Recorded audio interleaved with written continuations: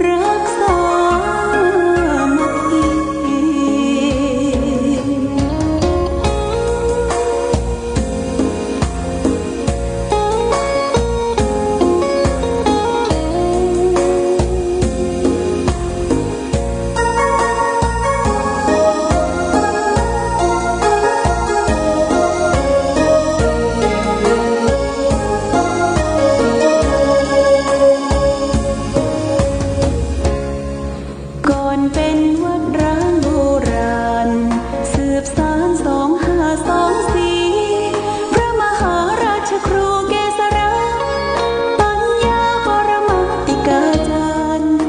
ดับภัยเชียงใหม่สืบสานเวลาผ่าน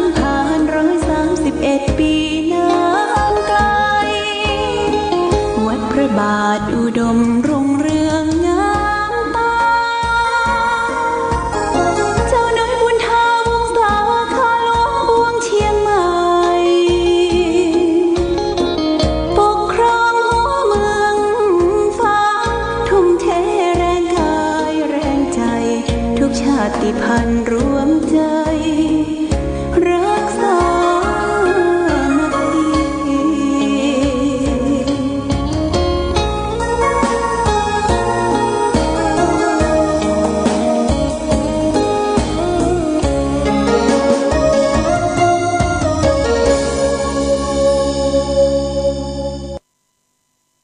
เจริญสุขศรัทธาสาธุชนญาติโยมท่านพุทธบริษัททั้งหลายวันนี้รายการธรรมประทีปส่องต่างก็ได้มาพบปะกับพ่อแม่พี่น้องศรัทธาสาธุชนญาติโยมแห่งครั้งหนึ่งวันนี้เป็นวันจันทร์ที่5 เดือน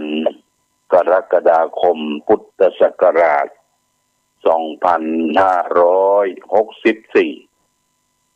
ซึ่งตรงกับเดือน10เหนือ10ต้นแรม11ค่ำก็วันนี้เป็นวันจันทร์เป็นวันเริ่มต้นทำการทำงานและก็เป็นวันที่นักเรียนนักศึกษาได้ไปร่ำไปเรียนกันแต่การเรียนการศึกษานั้นรูปแบบก็จะไม่การเปลี่ยนแปลงไปบางทีก็สอนแบบออนไลน์สอนที่พักที่ห้องก็คือนักเรียนนักศึกษาได้ไปร่วมประชุมชุมนุมกันยังสถานการศึกษาเพราะว่าการแพร่ระบาดของโรคโควิด -19 ในช่วงหลังนี่มันเริ่มรุนแรงขึ้นญาติโยมนะเริ่มรุนแรงขึ้นแล้วก็เป็นไวรัสที่กลายพันธุ์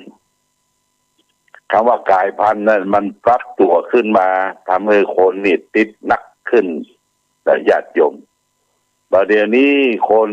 ตายในโลกเนี่ยญาติโยมเกือบจะ4 ล้านคนนะ4 ล้านคนประเทศที่เสียชีวิตนักที่สุดนั่นก็คือประเทศอเมริกา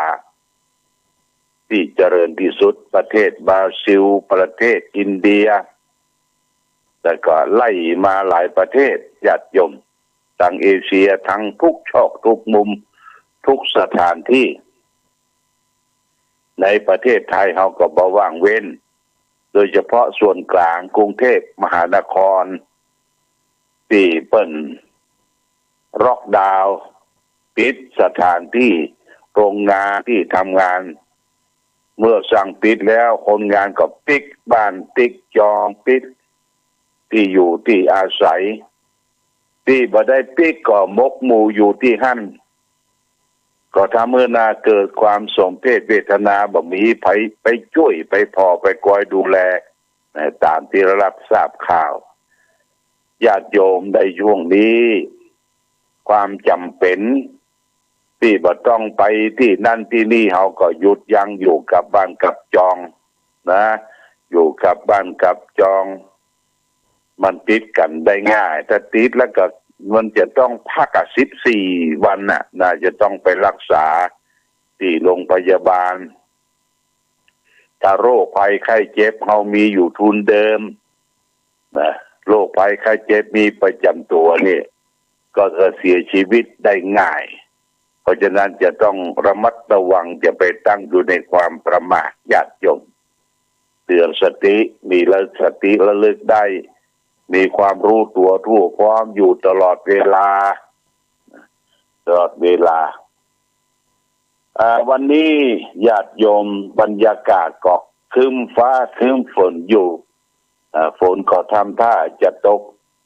แต่ตื่นเจ้าขึ้นมานี่เฮาเหลียวซ้ายแลขวาดูบ้านบูเมืองเฮาเนี่ยชุ่มเย็นไปด้วยพืชพันธุ์พันธุ์ยางหารต้นไม้ต้นตอกได้ยินเสียงไก่ขันได้ยินเสียงนกฮ้อง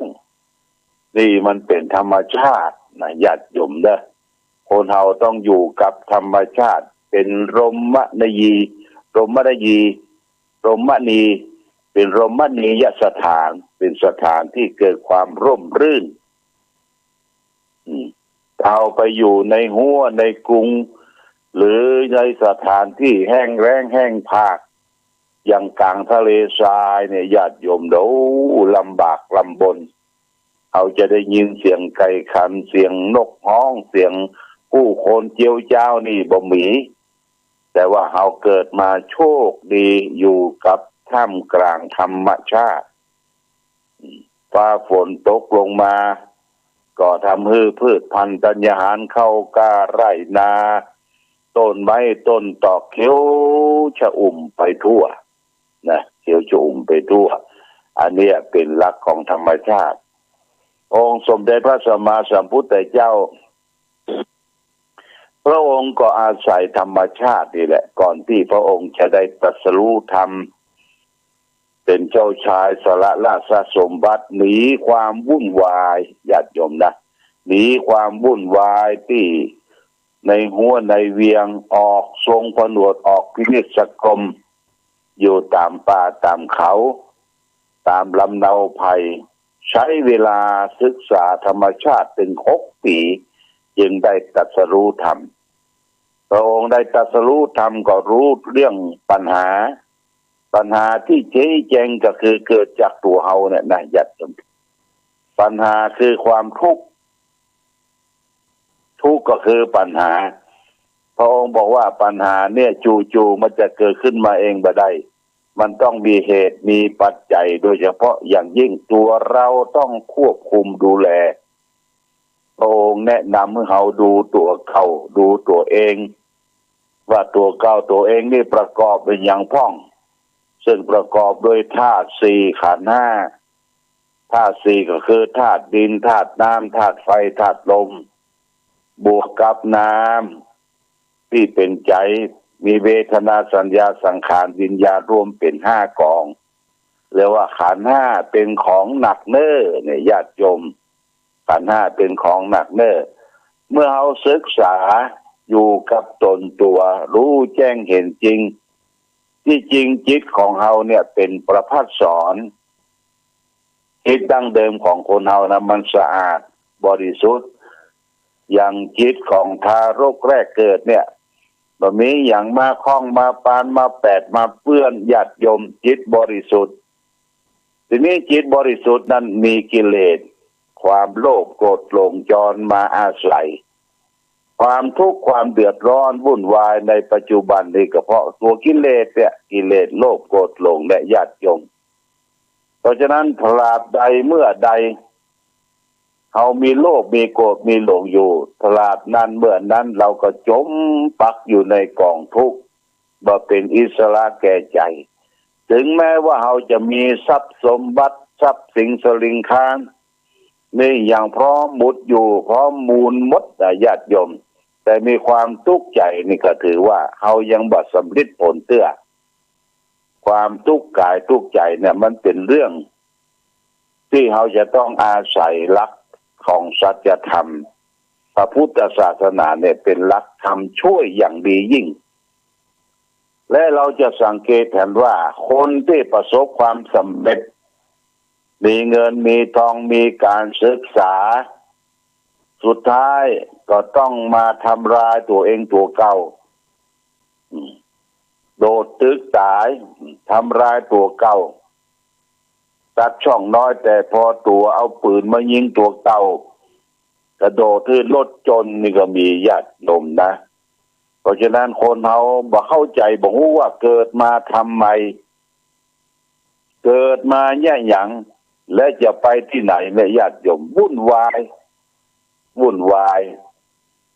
เพราะฉะนั้นความวุ่นวายต่างๆนี่เขาได้ยินในสมัยครั้งพุทธกาลนี่มีเศรษฐีคนหนึ่งชื่อว่ายัสสะเศรษฐีหรือว่าพยศเนี่ยพยศเศรษฐีก็จัดงานวันเกิดเฉลิมฉลองที่คุ้มเศรษฐีตอนม่อนแรงนะก็มีการเฉลิมฉลองกันอย่างเต็มที่เสร็จแล้วก็มีนางรำมีอย่างมาเฉลิมฉลองวันเกิดท่านเศรษฐีเสร็จแล้วเวลาคนเลิกลากันไปก็หมู่นางรำหมู่ที่กินเหล้าเมายากันนอนละเกะละกะท่านเศรษฐีตื่นขึ้นมาท่านผู้คนนอนละเกะละกะผ้าผ่อนลุดลุ่ยบางคนก็โขนสอดโขนบึกพระองค์ก็มีสติเป็นทุนเดิมว่าที่นี่วุ่นวายหนอที่นี่วุ่นวายหนอที่นี่ขัดข้องหนอที่นี่ขัดข้องหนอที่นี่วุ่นวายหนอเสร็จแล้วก็เดินจากคุ้มหลวงคุ้มของท่านเศรษฐีเดินตรงไปที่ใกล้ประทับของพระสัมมาสัมพุทธเจ้าที่ใกล้ต้นพระศรีมหาโพธิ์พระองค์กำลังเสด็จเดินจงกรมอยู่ในขณะนั้นเป็นค่อนข้างราตรีแล้วพระองค์ได้ทราบได้ยินเสียงของยัสสะเศรษฐีหรือพยศได้เดินเวี่ยวและลำพึงลำพันมาแต่ไกลว่าที่นี่วุ่นวายหนอที่นี่ขัดข้องหนอนี่และก็พระองค์ตรัสว่าที่นี่ไม่วุ่นวายหนอที่นี่ไม่ขัดข้องหนอมาที่นี่เถิดเราจักแสดงธรรมให้แก่ท่านยะสากุลบุตรเศรษฐีได้ยินเสียงนั้นสัทธะสำเนียงเสียงจับจิตจับใจเป็นเสียงอรหันตาเป็นเสียงองค์พระสัมมาสัมพุทธเจ้าบริสุทธิ์ญาติโยมชื่นอกชื่นใจก็เดินทางไปตามเสียงและจะเข้าที่ประทับพระองค์ก็ถอดรองเท้าไว้และเข้าไปพระองค์ว่ามาที่นี่เถอะเราจะแสดงธรรมเพื่อแก่ท่านพระองค์ก็แสดงธรรมอนุบุพพิกถา5พรรณนาถึงตามศีลภาวนาพรรณนาถึงสวรรค์แล้วก็ยัสสะเศรษฐีเข้าใจแล้วก็น้อมจิตใจนำไปเสร็จแล้วก็ได้เข้าใจในหลักของสัจธรรมก็ได้ขอบวชอยู่ในสำนักของพระพุทธองค์ในวันนั้นทีนี้ก็ย้อนไปถึงบ้านคุ้มพันเศรษฐีแม่เศรษฐีลูกสาวนางสนมกำนันตื่นขึ้นมาบ่หันพ่อเศรษฐีก็ระวุ่นระวายกับว่าพ่อเศรษฐีไปที่ไหนก็พากันเสาะหากู้ที่กู้ตังพอดีบังเอิญเดินทางมาใกล้ที่ประทับของพระสัมมาสัมพุทธเจ้าใกล้ต้นพระศรีมหาโพธิ์เดินมาทางนั้นก็ไปพบรองเท้าของพ่อเศรษฐีจำได้ถอดไว้ข้างนอกจะได้เข้าไปเห็นพระเยสีพระยศกุลบุตรได้บวชแล้วพระสัมมาสัมพุทธเจ้าก็แสดงธรรมอนุบุพพิกถาพรรณนาถึงทานศีลภาวนาเนคขมมะสวรรค์คือฟังจนภรรยาเก่าของยศกุลบุตรลูกเต้าบุตรธิดาเข้าใจในหลักธรรมก็อ้างเอาพระพุทธพระธรรมพระสงฆ์เป็นสรณะเป็นที่เปิ้งญาติโยมนะ อันนี้ก็เป็นการสาธกยกสมัยครั้งพุทธกาลมาเล่าขานให้หมู่เฮาทั้งหลายได้รับทราบรับฟังแม้แต่เศรษฐีเพิ่นก็ยังมีทุกข์ใจทุกข์กายเห็นความวุ่นวายเพิ่งหาช่องทางแต่บุญบารมีเก่ามีอยู่ได้ไปพบพระสัมมาสัมพุทธเจ้าก็แก้ไขปัญหาทุกข์ให้เกิดขึ้นให้มีขึ้นเรียกญาติโยมท่านสาธุชนเขาจะไปเข้าใจว่าคนบ้านร่ำรวยมีเงินมีทองมีรถมีลามีข้าทาสบริวารเข้าใจว่าเพิ่นมีความสุขอย่างเต็มเปี่ยมบัดใจญาติโยมนะต้องเจาะลึกเข้าไปความสุขอยู่ที่ใจความสุขอยู่ที่พร้อมบุญคือสุขกายสุขใจเนี่ยเป้าหมายในทางพระพุทธศาสนาเนี่ยญาติโยมสำคัญเพราะฉะนั้นพุทธศาสนาเกิดขึ้นอุบัติโลกเนี่ยเพื่อกำจัดความทุกข์กายทุกข์ใจเมื่อพุทธศาสนาเข้ามาสู่ดินถิ่นแดนดินไทยตั้งแต่สมัยกรุงสุโขทัยมาตลอดถึงมาถึงกรุงธนบุรีกรุงรัตนโกสินทร์กรุงศรีอยุธยากรุงธนบุรีกรุงรัตนโกสินทร์มาจนถึงตราบเท่าทุกวันนี้ก็มีวัดวาอารามมีพระเจ้าประสงค์สืบสารจักนำจิตวิญญาณของพ่อแม่พี่น้องญาติโยมเข้าสู่ทางธรรมะทางศีลทางธรรมในสมัยกรุงธนบุรีนั้นญาติโยมพระเจ้าตากเพิ่นได้จารึกไว้ที่ต้นเรียกว่าศิลาจารึกที่วัดอรุณราชวรารามพระเจ้าตากเพิ่นได้จารึกได้อธิษฐานเขียนจารึกไว้ว่าอันตัวพ่อชื่อว่าพญาตากทนทุกข์ยากกู้ชาติพระศาสนาถวายแผ่นดินให้เป็นพุทธบูชาแด่องค์พระศาสนาสนองสมณะพุทธโคดมให้คงทนอยู่ได้ 5,000 ปี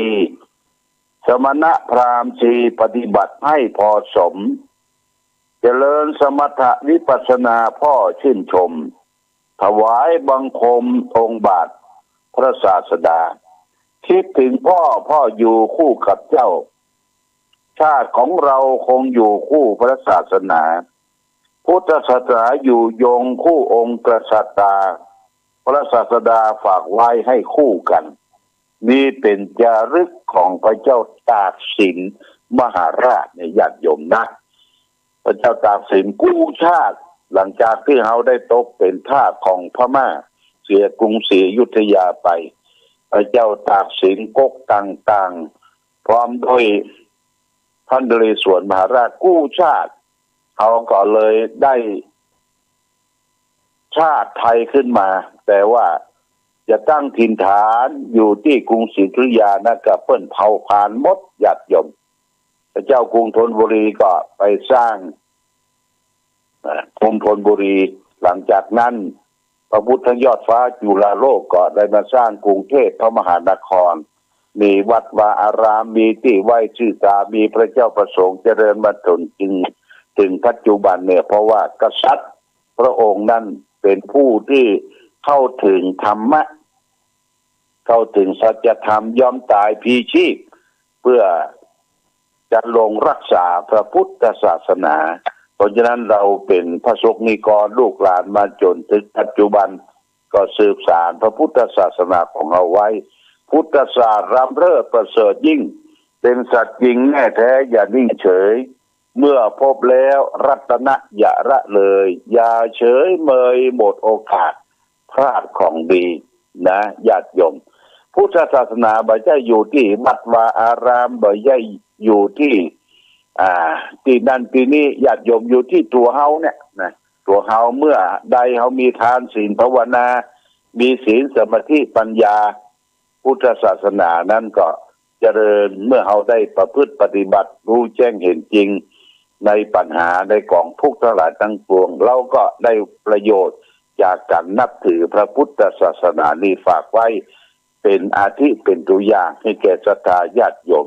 เอาละวันนี้รายการธรรมะประทีปส่องทางได้มาพบญาติโยมท่านทั้งหลายพอสมควรแก่กาลเวลาขอผู้ฟังทุกท่านจงมีความสุขความเจริญความรุ่งเรืองในการดำเนินชีวิตของเราต่อไปรายการธรรมะประทีปส่องทางต้องขอลาก่อนขอผู้ฟังจงตั้งมั่นจิตหันษาด้วยธรรมะขององค์พระพุทธาได้นำพาให้เกิดความสุขสงบเย็นขอเจริญพร